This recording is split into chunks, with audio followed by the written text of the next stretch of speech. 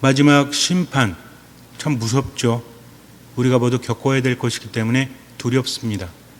예수님께서는 심판에 대해서 단호하게 말씀을 하십니다. 첫 번째는 심판은 반드시 이루어진다는 거죠. 공심판이 있고 사심판이 있어요. 마지막 날이 되면 하느님께서 모든 사람들을 심판하십니다. 이것은 교리죠. 그런데 중요한 것은 무엇으로 심판을 받느냐, 바로 그것이죠. 마지막 날이 얼마가 남았는지 이것은 중요하지 않습니다. 마지막 날은 세상 종말을 의미하죠. 언제가 종말일까요? 언제 올지 모르지만 그것은 중요하지 않습니다. 중요한 것은 우리가 산 세상의 행동으로 심판을 받는다는 거죠. 그래서 세상 종말이 언제 올지는 모르지만 우리에게는 남은 날들이 한계가 있다는 것을 분명히 알지 않습니까? 정말 중요한 건 언제 종말이 이루어지느냐가 아니라 내 종말이 언제인가 하는 것이죠. 언제인지는 모르지만 언제까지 가지 못할 것은 알죠. 우리가 앞으로 얼마나 살겠습니까? 100년? 200년? 이것은 분명히 알고 있다라는 거죠. 그렇기 때문에 세상 종말이 되었을 때 어떤 심판이 어떻게 이루어지는가, 내가 지금 어떻게 살아가야 되는가. 세상 심판이라는 것은, 종말이라는 것은 먼 미래 이야기가 아니라 지금 우리 삶의 이야기임을 우리가 알아야 됩니다. 예수님께서 설명하실 때 양과 염소를 가르듯이 사람들을 나눌 것이다. 그리고 밀과 가라지에 비유해서 밀에 가라지가 섞여 있지만, 그래서 지금은 뽑아내지 못하지만 추수 때가 되면 그것들을 다 뽑아서 불태워버릴 것이다. 그리고 또 어떤 비유를 들어서 말씀하시죠. 물고기를 잡았는데 거기에 좋은 물고기가 있고 안 좋은 것이 있다면 좋은 것은 담고 안 좋은 것들은 밖으로 내던져 버릴 것이다. 마지막 날이 되면 천사들이 이렇게 선인들 가운데 섞여 있는 악인들을 속간해서 불구덩이에 던져버릴 것이다 라고 말씀을 하십니다. 이게 중요하다는 거죠. 그래서 세상의 심판이라는 것은 어떻게 본다면 주님께서 뽑으신 사람들 사이에 섞인 악인들을 구별해내는 것이다. 그렇다면 이미 정해져 있는 것일까요? 밀과 가라지는 애초부터 정해져 있죠. 가라지는 밀과 함께 자라지만 그것을 구분하지 못하지만 나중에는 분명히 알 수 있다라고 했습니다. 우리가 신앙적으로 묵상할 때 밀과 가라지 차이는 무엇이라 했죠? 밀은 알맹이가 가득 차니까 고개를 숙인다 했죠. 겸손하다고 했습니다. 처음에는 모르지만 다 자란 다음에는 밀과 가라지가 확연하게 구분이 된다. 그리고 물고기도 마찬가지죠. 좋은 물고기와 좋지 않은 물고기는 잡을 때부터 알 수 있죠. 그러니까 속가내기 전에 이미 운명이 정해지는 것이다. 그렇다면 우리가 세상을 살면서 이미 선인과 악인이 구분되어 있다면 지금 나는 과연 어떤 존재인가? 악인이 선인이 될 수 있는가라는 고민을 할 수도 있다는 것입니다. 그런데 예수님의 이 말씀은 심판이 이루어지고 성인과 악인은 아예 구분되어 있으니 예정서를 말씀하시는 것이 아니라는 것을 우리가 알아야 돼요. 왜냐하면 예수님께서는 세상 심판에 대해서도 말씀하시지만 무엇도 말씀하십니까? 회개에 대해서도 말씀을 하신다는 거죠. 어떤 사람이 회개합니까? 착한 사람들이 회개해요. 하늘나라에서는 의인 99보다 회개하는 죄인 하나를 두고 더 기뻐할 것이다 라고 말씀하시면서 잃어버린 양에 대해서도 말씀을 하십니다. 즉 예수님의 말씀은 종합적으로 알아들어야 된다는 거죠. 세상 심판이 있는데 어차피 선인과 악인은 정해져 있고 악인들은 어떻게 해도 선인이 될 수 없다가 아니라 지금의 상태를 보라는 거죠. 지금 내가 선인인지 악인인지, 그리고 내가 악인이라면 어떻게 해야 된다는 거예요? 이번 생은 글렀구나 하면서 포기하라는 것이 아니라 선한 사람이 될 수 있도록 애를 써라. 그러면서 예수님께서는 구체적인 방법을 말씀해 주십니다. 어떤 사람이 선한 사람일까요? 우리는 말씀을 들으면서 깨닫고 깨달은 바를 살아가죠. 신앙이라는 것은 무엇입니까? 단순히 지혜를 얻고 단순히 힘을 얻고 이것이 아니라 삶의 방향을 우리에게 제시해 주는 말씀이 거기에 있다라는 거죠. 예수님의 말씀대로 지금을 살아갑니다. 나머지는 그분께 맡기면 된다는 거죠. 혹시라도 그분의 말씀을 들으면서 나는 죄인이구나, 나는 악인이구나 라고 느꼈다면 어떻게 해야 돼요? 회개하라는 겁니다. 회개는 무엇이죠? 하느님께 돌아가는 거죠. 하느님께 돌아간다는 것은 무엇입니까? 그분의 말씀을 믿고 신뢰하면서 말씀에서 힘을 얻고 말씀 따라서 지금을 살아간다는 겁니다. 신앙은 어떻게 보면 굉장히 간단한 거예요. 세상은 복잡하지만 신앙은 단순합니다. 신앙이라는 것은 듣는 거죠. 듣고 깨닫죠. 그럼 어떻게 하면 돼요? 그대로 살아가면 된다는 겁니다. 사람마다 처지가 다르듯이 들리는 것은 다를 수밖에 없어요. 이것을 믿고 가는 겁니다. 듣고 따라하라고 하니까 마치 계명만을 떠올릴 수 있지만 신앙은 계명뿐만이 아닙니다. 중요한 게 뭐라고 했죠? 신앙에서 가장 중요한 것은 지금 이 순간 하느님께서 나와 함께 하신다. 나를 나보다 더 잘하시고 나를 사랑하시기 때문에 때로는 나에게 아픈 말씀도 하시지만 결국 나를 치유하시고 이끄시고 사랑하시기 때문에 그분 말씀을 신뢰하면서 살아가는 거다.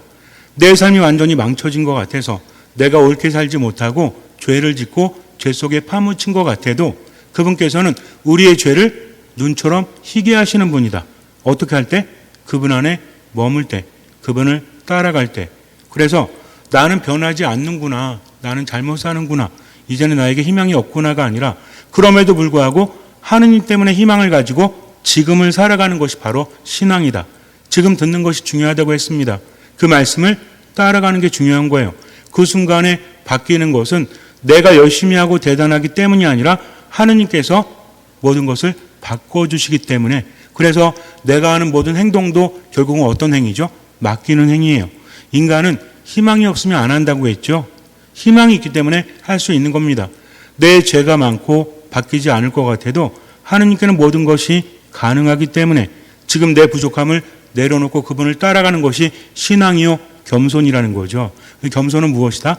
나를 내려놓을 줄 아는 것이다. 나를 숙일 줄 아는 것이다. 내 성격이라든지 신념이라든지 이런 것들을 내려놓고 주님을 따라가야 한다는 겁니다. 그래서 주님의 말씀은 언제든지 희망조인 거예요. 어떤 사람들에게? 따르는 사람들에게. 하지만 따르지 않는 사람들에게 이것은 부담으로 다가갈 수 있다는 거죠. 세상 심판이라는 것은 너희들은 심판받을 거다라는 저주의 말씀이 아니라 그러니 묵상해라.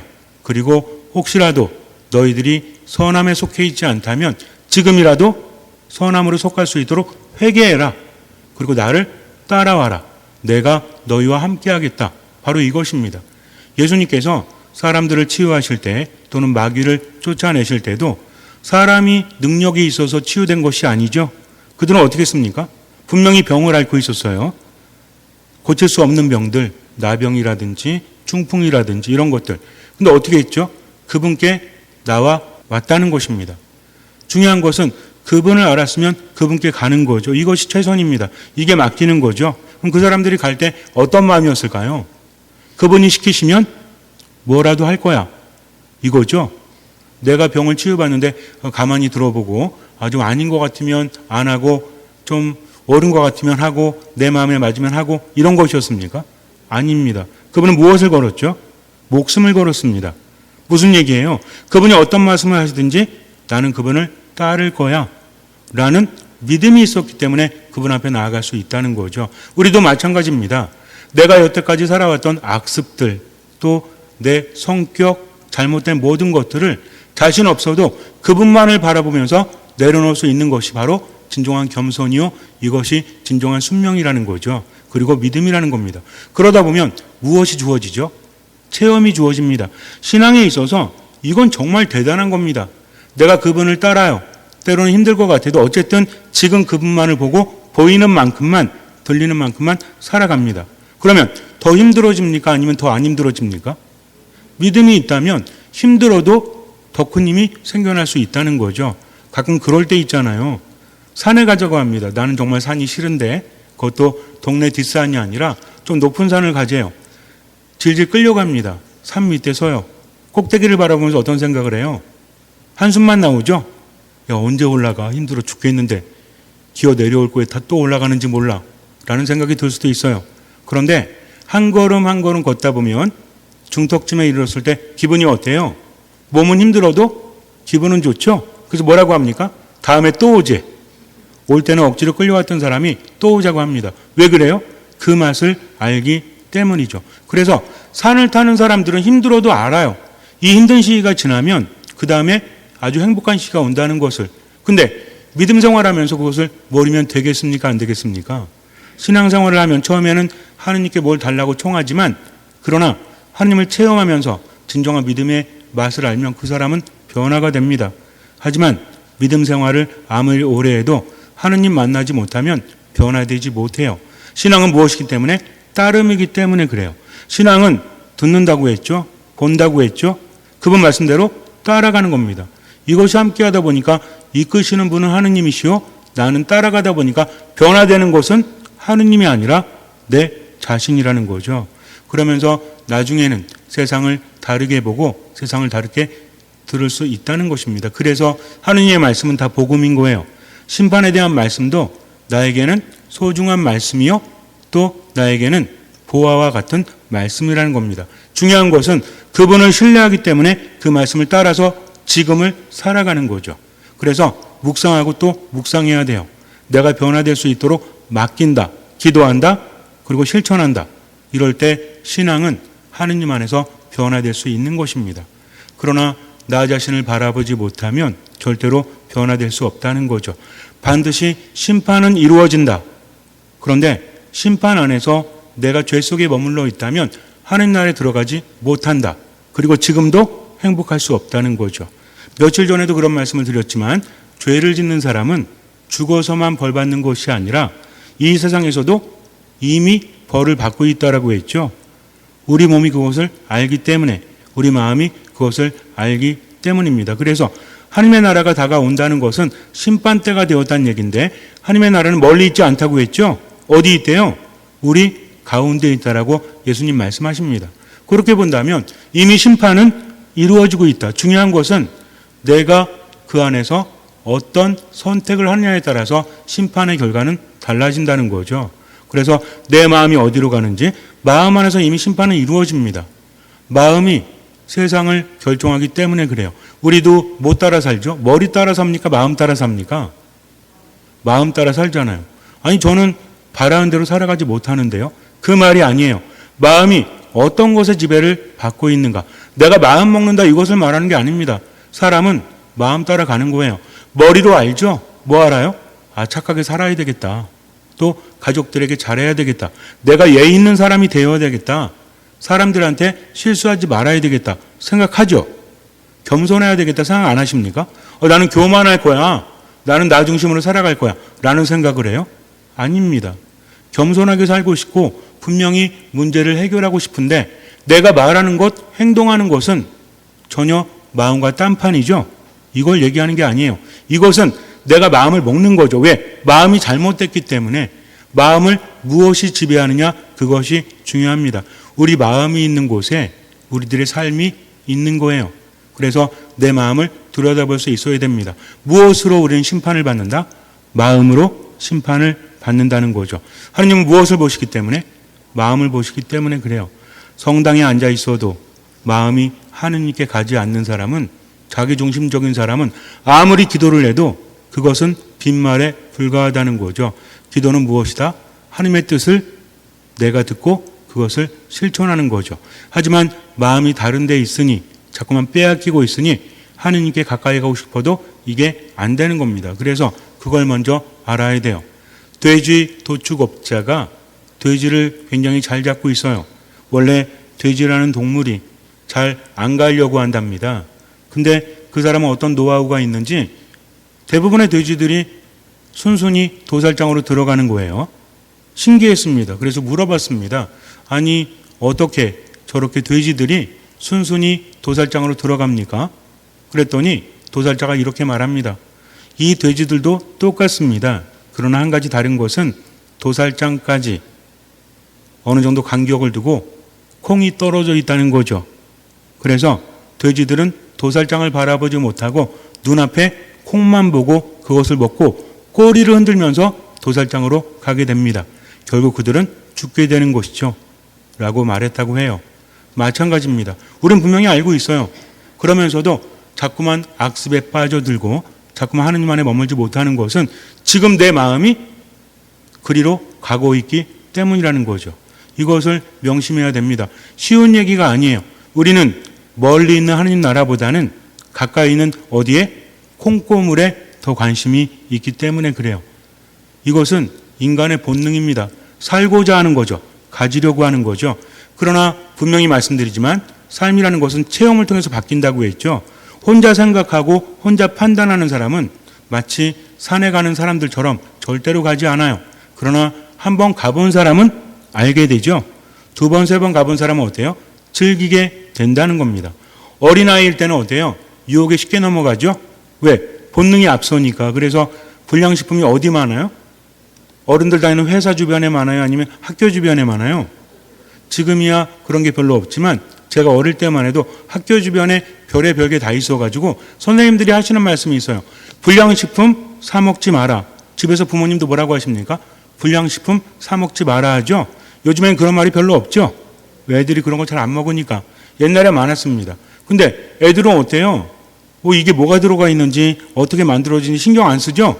근데 맛있으면 사 먹는 거예요. 사 먹고 어떻게 되죠? 배탈 나죠. 그리고 또 사 먹죠. 그 배탈 납니다. 근데 어른이 되면서 어때요? 생각이 성숙해지는 거죠. 무엇 때문에? 배우고 체험하기 때문입니다. 그것을 통해서 맛을 보는 것이 아니라 이것이 몸에 이로운지 이롭지 않은지 그것을 먼저 생각하게 된다는 거죠. 우리도 마찬가지입니다. 인생을 살아가면서 그저 먹고 싶은 대로 하고 싶은 대로 자꾸만 그쪽으로 가다 보면 중요한 것을 잃어버릴 수밖에 없다. 그러니 삶이 힘들어지고 망가지는 거예요. 그래서 성숙해져야 됩니다. 아니 그렇다면 예수님 말씀하셨잖아요. 어린이처럼 되지 않으면 하나님 나라 들어갈 수 없다. 이거 무슨 얘기입니까? 그건 그 얘기가 아니에요. 어린이와 같다는 것은 두 가지 측면이 있죠. 하나는 뭡니까? 순수하다는 거죠. 하나는 뭐예요? 유치하다는 겁니다. 예수님이 말씀하신 어린이처럼 뭐예요? 어린이는 자기 처지를 알죠. 내가 누구 없이는 살아갈 수 없다. 엄마 아빠 없이는 살아갈 수 없다. 그래서 어떻게 하는 존재? 내 뜻을 꺾는 존재입니다. 부모님의 뜻을 따르는 존재라는 거죠. 예수님이 말씀하신 어린이처럼 되지 않으면 이것은 바로 이런 의미예요. 근데 우리는 유치하게 행동하면서 자기 고집을 부립니다. 이것은 그런 어린이처럼과는 동떨어져 있다는 거죠. 그래서 무엇이 중요하다? 겸손과 따름과 들음이 중요하다. 그렇게 하다 보면 지금은 조금 힘들어도 그 맛을 알게 되는데 이것을 무엇이라 부른다? 신앙적인 체험이라고 부른다는 거죠. 그런 체험을 통해서 모든 말씀은 내 발의 등불이요 나를 구원하는 힘이라는 것을 알게 되죠. 그러면 신앙의 맛이 더 깊어질까요? 아니면 깊어지지 않을까요? 깊어지죠. 깊어지는 사람은 어떤 사람이 돼요? 스스로 하느님 안에 머무니 평화가 있고 기쁨이 있고 행복이 있으니 알맹이가 가득 차죠. 알맹이 가득 차니 어때요? 겸손해집니다. 그리고 사랑이 가득할 수밖에 없죠. 그러나 그렇지 않은 사람은 점점 알맹이가 줄어들고 나쁜 곡이 가라지가 되어가니까 결국 하나님의 뜻을 따르지 않고 말씀 안에 머물지 않고 무엇대로? 자기 마음대로 자기 하고 싶은 대로 뭘 따라가는 겁니까? 소유를 따라간다는 거죠. 소유란 무엇이죠? 자기 중심을 의미합니다. 우리가 세상을 살아가면서 뭔가 갖는 것도 필요합니다. 그걸 얘기하는 게 아니에요. 거기에만 얽매인다는 거죠. 그래서 더 가지려고 합니다. 내어놓으려고 하지 않습니다. 그저 자기 좋은 대로 이익만을 추구하다 보니까 하느님 안에 머물지 못하는 상태를 말한다는 거죠. 그럴 때는 어떻습니까? 어떤 마음이 생겨난다고 했죠? 가라지와 똑같이 돼요. 그래서 점점 비어가니까 불안하죠? 불안한데 어떻게 해요? 더 가지려고 합니다. 더 욕심을 부립니다. 베풀지 않습니다. 그래서 주변 사람들에 대한 무엇을 느끼죠? 적대감을 느껴요. 마음속에는 분노와 짜증이 자꾸만 생겨나고 여유가 사라집니다. 하느님의 자리가 사라지니까 삶이 파괴적으로 변하는 거죠. 그래서 행복하지 못하니까 다른 사람에게도 좋은 것을 주지 않고 뭐만 세지죠? 고집만 세집니다. 이것을 우리가 알아야 돼요. 들을 줄 몰라요. 하나님의 뜻이라고 할지라도 절대로 따르지 않는다는 거죠. 그러면서 하느님부터 멀어진다. 간단하지 않습니까? 그래서 하느님 안에 머무는 사람은 어떤 사람이다? 잘 듣는 사람이다. 무엇을? 하느님의 말씀을. 그 말씀을 따라가는 사람이라는 거죠. 하느님은 내 한계를 나보다 더 잘 아시기 때문에 맡기는 겁니다. 그리고 그저 언제만 살아가요? 지금만 살아가는 거죠. 그러다 보면 삶의 체험을 통해서 믿음이 더 커지죠. 믿음이 커지니까 무엇이 일어납니까? 삶 안에 기적이 일어나죠. 어떤 기적이 일어나요? 그 무엇보다 내가 변화되는 거죠. 예전처럼 화가 나지 않고, 예전처럼 짜증나지 않고, 예전처럼 우울하지 않고, 이제는 어때요? 힘이 납니다. 하느님 안에서. 그러니 어때요? 열매를 맺으면서 더 베풀면서 겸손하게 살아가는 어떤 사람이 되죠? 행복한 사람이 됩니다. 이런 사람은 심판이 와도 두렵지 않죠? 왜 안 두려워요? 내가 대단하니까? 착하게 살았으니까? 아니죠. 나를 나보다 더 사랑하시는 주님께서 나와 함께 하시니까. 그래서 심판이라는 것은 어디 안에 머무르지 못하는 거다? 하느님 안에 머물지 못하는 겁니다. 아무리 하느님의 사랑이 크셔도 그 안에 머물러야만 우리가 보호를 받을 수 있는 것이지, 하느님 안에 머물지 못하면 보호를 받지 못합니다. 이것이 심판이라는 거죠. 그래서 저는 보잘것없지만 하느님께서 함께 하시니 저는 듣는 마음으로 최선을 다해서 그분의 말씀대로 살아가겠습니다 하면서 지금을 겸손하게 살아가는 사람, 이런 사람은 행복한 사람이라는 거죠. 중요한 건 무엇입니까? 우리의 선택입니다. 힘들다고 해서 포기하지 마시고요. 제가 여러분에게 절대로 이 말 하지 말라고 했죠? 어떤 말인지 기억나십니까? 하나님의 뜻이 좋은 거 아는데 사는 게 만만치 않습니다. 그게 어디 쉽습니까? 이런 말 하면 된다고 그랬어요? 안 된다고 그랬어요? 이런 말 절대 안 됩니다. 그거는 믿음을 내려놓는 거죠. 인간에겐 불가능하지만 하느님께는 가능하기 때문에 맡기고 지금을 살아갑니다. 그러다 보면 뭐가 생겨요? 체험이 생기죠. 체험이 생기니까 믿음이 더 강해지죠.